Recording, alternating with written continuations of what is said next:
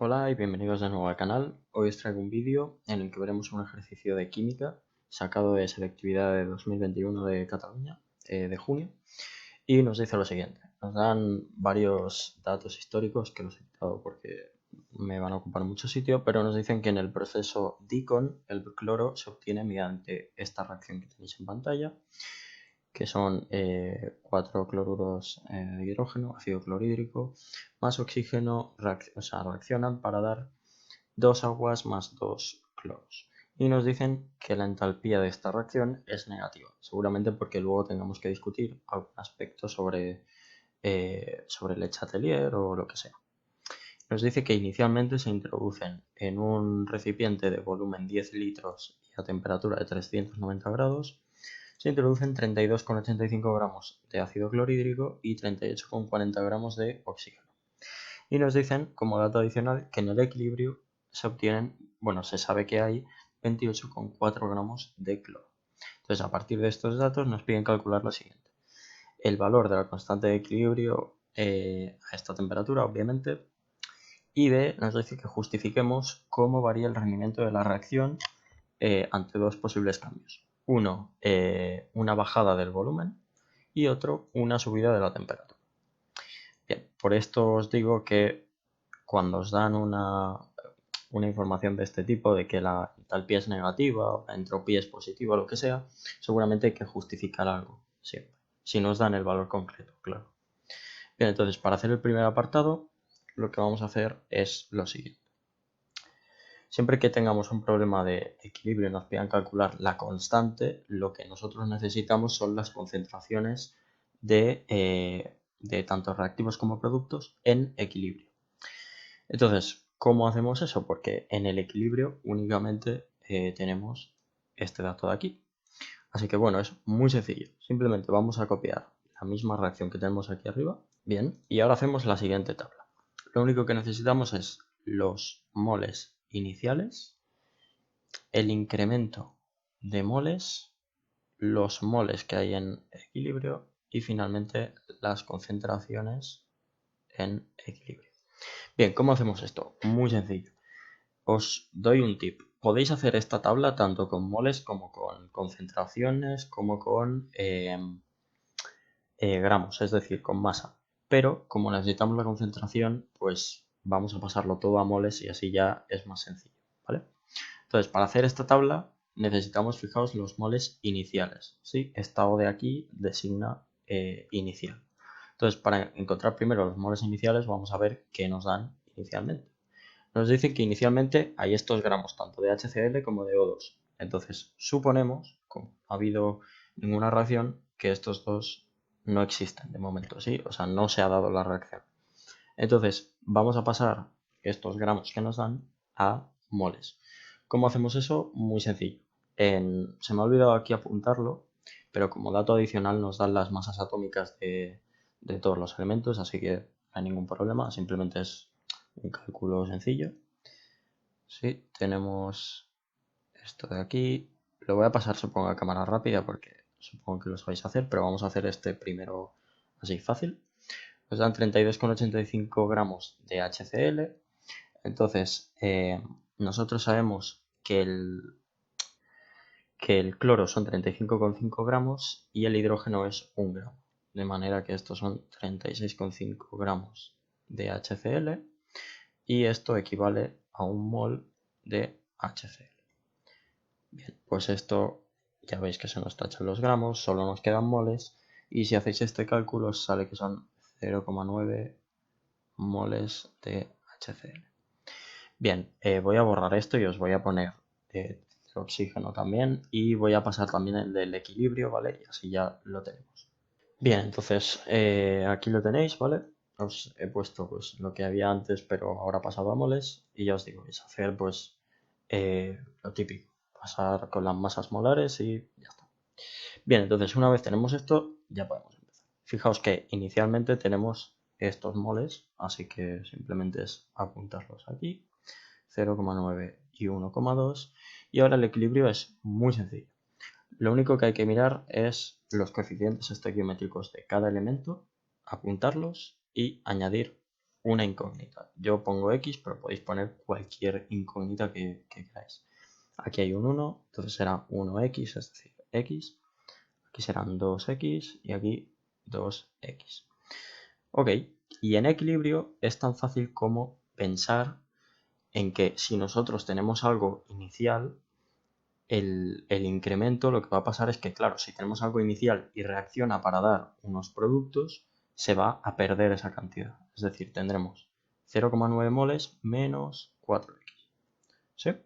Entonces aquí será 1,2 menos X y en los productos, como se está produciendo, será 0 más 2X. Es decir, 2X y 0 más 2X, 2X.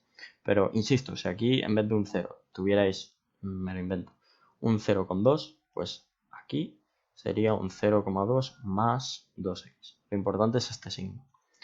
¿Sí? Espero que se haya entendido. Bien, vale, ¿qué pasa? La concentración en equilibrio serán los moles en equilibrio partido el volumen, ¿no? Es decir, aquí no deja de ser este numerito dividido pues los 10 litros que había en el tanque. ¿Sí? De momento no nos hace falta y os digo por qué.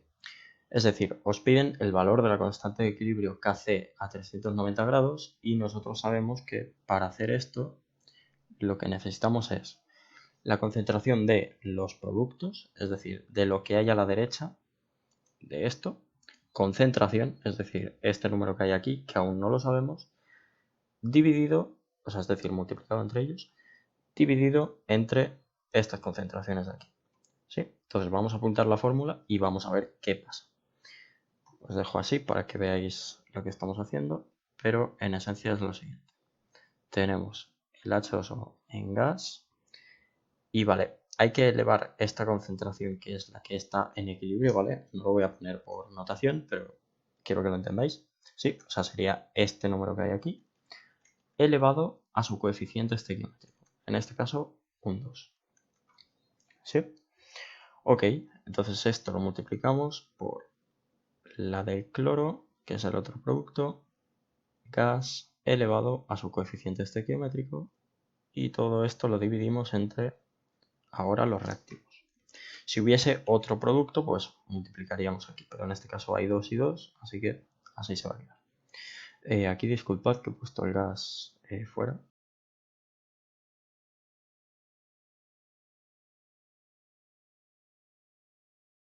Bien, entonces, si nosotros quisiéramos ahora sustituir estos valores, no podemos, porque esta x no sabemos cuánto es, ¿no?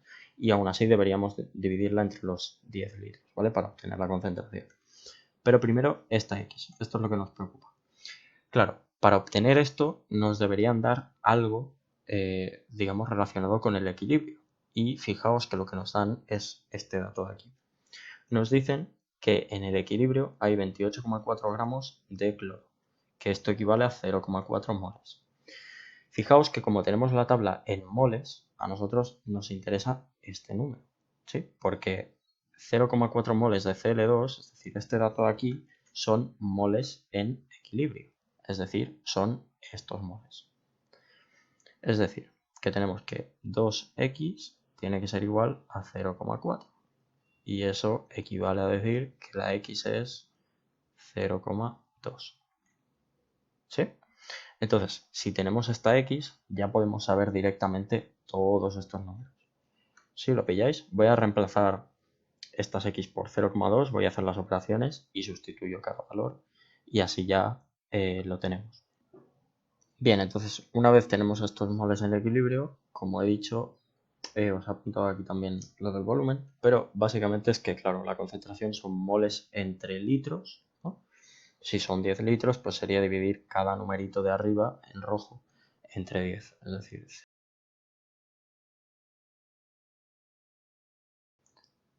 pongo las unidades, pero bueno, entiendo que sabéis que tienen que ser molar, ¿sí? Y bien, una vez hecho esto, fijaos que para calcular Kc, pues simplemente sustituir estos valores aquí y ver qué nos da. ¿Sí? Paso esto a cámara rápida. Vale, y si hacéis el cálculo os saldrá este número de aquí. Bien, entonces vamos a hacer el siguiente apartado que es simplemente razonar. ¿Ok? Como es de razonar, lo voy a decir con palabras y igual hago un dibujito o un esquema, pero simplemente hablar, ¿vale? Fijaos que nos dicen, justifica cómo varía el rendimiento de la reacción en los siguientes casos. Voy a poner aquí un 1 y aquí un 2. En el primer caso nos dicen bajando el volumen, ¿vale? ¿Qué pasa? Si baja el volumen, es decir, si yo tengo una cajita y aquí tengo cosas y de repente la cajita la hago más pequeña, estas cosas quedan más apretadas. Es decir, que si yo bajo el volumen, lo que pasa es que sube la presión. ¿Sí? Es algo sencillo de entender. Entonces, si sube la presión, lo podemos argumentar. Bueno, todos estos cambios que os piden normalmente se justifican por Le Chatelier, ¿vale? Cuando hay un equilibrio. Entonces, ¿qué pasa? Si os fijáis, en nuestra reacción tenemos en el lado izquierdo, es decir, en los reactivos, tenemos 5 moles de gas. ¿Sí? Tenemos 5 moles de gas. Importante de gas. ¿Por qué? Porque los sólidos y los líquidos no tienen tanto libre albedrío como para hacer tanta presión en las paredes de la cajita, que digo yo, del tanque, y entonces se pueden menospreciar. Pero los gas, o sea, cualquier elemento que esté en estado gasoso, hay que tenerlo en cuenta. Entonces tenemos 5 moles de gas a la izquierda y a la derecha tenemos solo 4. Vale, ¿qué nos dice Chatelier? Que si nosotros subimos la presión, el equilibrio se va a desplazar hacia aquella parte donde vaya a disminuir la presión. Es decir, va a crear allí donde falte. ¿Sí? Como aquí hay 5 y aquí hay 4, lo que va a hacer es desplazarse hacia la derecha. Es decir, a la creación de H2O y de cloro. ¿Eso qué quiere decir? Que vamos a aumentar el rendimiento de la reacción. ¿Por qué? Porque si nosotros estamos fabricando algo, lo que queremos siempre para aumentar el rendimiento es que crezca lo que estamos produciendo, ¿no? Gastando menos, por ejemplo. Entonces, si creamos productos, estamos favoreciendo el rendimiento de la reacción. ¿Sí? Entonces, lo dicho, sube la presión y por Le Chatelier podemos argumentar que el equilibrio se va a desplazar allí donde haya menos moles de gas. Por lo tanto, como hay 5 en contra de 4, se va a desplazar hacia la derecha. Y como se desplaza hacia la derecha y nuestra reacción va en ese sentido, pues estamos favoreciendo el rendimiento de la reacción. Así que en este caso, bajando el volumen, nuestra empresa produciría más. ¿Sí? Es a eso a lo que me refiero. Entonces esto, el rendimiento normalmente se simboliza con esta letra, aumento. ¿Vale? Espero que haya quedado claro. Vale, ¿qué pasa en el segundo caso? En el segundo caso nos dicen que aumentamos la temperatura. Para la temperatura, siempre que haya que justificar algo, hay que mirar la entalpía del sistema. Perdón si digo entropía o entalpía, pero me refiero siempre a H, ¿vale? A entalpía. Entonces, ¿qué pasa con nuestra entalpía? Que es negativa. Y eso quiere decir que la reacción mirada de izquierda a derecha libera energía, es exotérmico. Entonces, de la izquierda hacia la derecha es un proceso exotérmico, pero de la derecha hacia la izquierda es totalmente lo contrario, ¿sí? Es decir, cuando nosotros vamos hacia allí, se cumple esto, ¿sí? Todo perfecto. Pero si lo hiciéramos al revés, esto ya no sería negativo, sería positivo. ¿Sí? Quiero que quede claro eso. Siempre miramos de izquierda a derecha. Entonces, ¿qué pasa si subimos la temperatura? Pues por Le Chatelier podemos argumentar que lo que va a hacer el sistema es absorber esa energía y hacer la reacción. Sí, pero absorber porque lo que hemos hecho es aumentar la temperatura y el sistema siempre busca un equilibrio. Entonces, si nosotros subimos, lo que va a hacer el sistema es intentar bajar esa temperatura y para bajarla lo que va a hacer es absorber energía. Entonces, como absorbe energía, es decir, endotérmica, y nuestra reacción de izquierda a derecha es exotérmica y lo que va a hacer es absorber, pues va a actuar en este sentido, es decir, de derecha a izquierda. ¿Sí? Y lo que vamos a hacer es, si nosotros estamos produciendo esto en nuestra fábrica y subimos la temperatura, de repente vamos a ver que tenemos un déficit de productos, que perdemos, que estamos volviendo otra vez a lo que teníamos inicialmente. Es decir, baja nuestro rendimiento. Sí, espero que haya quedado claro. Es un poco lioso de la temperatura, pero bueno, es hacer un par de ejemplos y ya está.